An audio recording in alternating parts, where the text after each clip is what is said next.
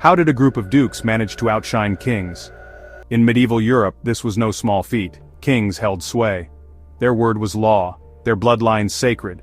Yet for a time the Dukes of Burgundy cast a shadow so vast, so powerful, it threatened to eclipse the established monarchies. They built a state that was the envy of the continent, a powerhouse of wealth, culture, and military might, the Duchy of Burgundy. For over a century, from the late 1300s to the late 1400s, these lands were a crucible of power. They stretched across what is now parts of France, Belgium, Luxembourg, and the Netherlands. A vibrant heart beating in the center of Europe. The dukes who ruled here were no mere vassals. They were players, grand masters on the European chessboard. They commanded immense resources, they dictated terms. What was their secret? How did these Valois dukes, junior members of the French royal family, achieve such prominence? It wasn't just one thing, it was a potent brew, a combination of shrewd marriages, astounding wealth, cunning diplomacy, and a dazzling display of culture that left rivals breathless. They knew how to get power and keep it. The story of Burgundian greatness begins with a man of courage, Philip, surnamed the Bold. He was the youngest son of King John II of France, a prince of the blood. He earned his nickname at the disastrous Battle of Poitiers in 1356, standing by his father, fighting fiercely. Even as French knights fell all around them, this bravery would not be forgotten. In 1363 his father rewarded him. Philip was granted the Duchy of Burgundy, a significant territory. But it was just the beginning. Philip was ambitious, he saw further, he understood that land was power. But marriage? Marriage could be even more powerful. He set his sights on a prize, a very rich prize indeed.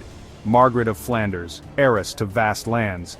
The marriage to Margaret of Flanders in 1369 was a masterstroke. When her father Louis II, Count of Flanders, died in 1384, Philip inherited an immense fortune. Flanders, Artois, Nevers, Rethel, Franche-Comté. These weren't just names on a map, they were centers of commerce, especially Flanders.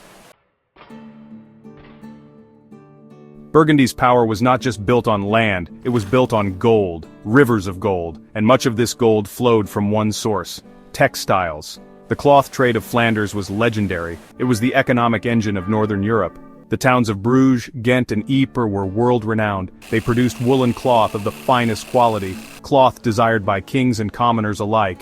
The raw material, the wool, often came from England, shipped across the Channel. Then, in the bustling workshops of Flanders, skilled artisans transformed it, weaving, dyeing, finishing, creating fabrics that were exported far and wide.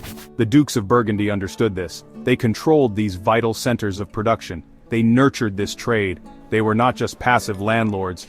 The dukes actively managed their economic assets. They levied taxes. They collected tolls on roads and rivers. They protected their merchants. His reign from 1419 to 1467 marked the zenith of Burgundian power. He was a complex figure, pious yet worldly, a patron of the arts yet a ruthless politician. He expanded and consolidated his power, not just through war but diplomacy. He was a master of the game. During the 100 Years' War he played both sides. He allied with England, then reconciled with France. The Treaty of Arras in 1435 was a triumph. It recognized Burgundy as an independent power. The Burgundian court was a phenomenon. It was the most magnificent court in Europe. More splendid, more refined than even the courts of kings. It was a deliberate strategy, a display of power, a cultural conquest. The dukes understood that art and spectacle could be weapons. They could inspire awe. They could command respect. They could project an image of unparalleled sophistication. Philip the Good, in particular, was a lavish patron of the arts. He attracted the finest artists of the age. Painters like Jan van Eyck and Rogier van der Weyden. Their work, the Flemish primitives, stunned with its realism, its detail, its vibrant colors. These weren't just pretty pictures, they were statements, portraits of the Duke, religious scenes, all reinforcing Burgundian prestige. Their wealth made this possible. Music flourished. Burgundian composers were renowned across the continent. Their polyphonic melodies filled the chapels and halls. Illuminated manuscripts, rich with gold leaf and intricate miniatures, were produced in ducal workshops. Tapestries, vast and detailed, adorned castle walls. After Philip the Good came his son Charles, known as Le Téméraire, the Bold, or perhaps the Rash. He inherited a vast and wealthy domain, but Charles was different from his father. Philip was a diplomat, Charles was a warrior. He was driven by a burning ambition, to forge Burgundy into a kingdom, to wear a crown, to be a king in his own right. Charles embarked on aggressive military campaigns.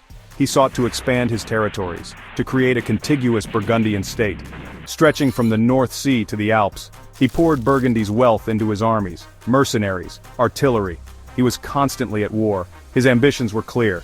He negotiated with the Holy Roman Emperor for a royal title. He saw himself as the equal of any king. He dressed the part. He acted the part. His court was more militaristic than his father's, full of soldiers, full of talk of conquest. He was impatient. He lacked his father's cunning. Charles the Bold met his end on a frozen battlefield, outside the walls of Nancy, January 1477. His army was shattered by the Swiss and Lorrainers. His body, stripped and mutilated, was found days later, frozen in the ice. It was a brutal, ignominious end for such a proud and ambitious duke. The dream of a Burgundian kingdom died with him, instantly. His death plunged Burgundy into crisis. Charles left only one heir, a daughter, Mary of Burgundy. She was young, unmarried, and suddenly, the most sought-after heiress in Europe. King Louis XI of France moved quickly. He seized the Duchy of Burgundy itself, and other French-speaking lands. He claimed them for the French crown.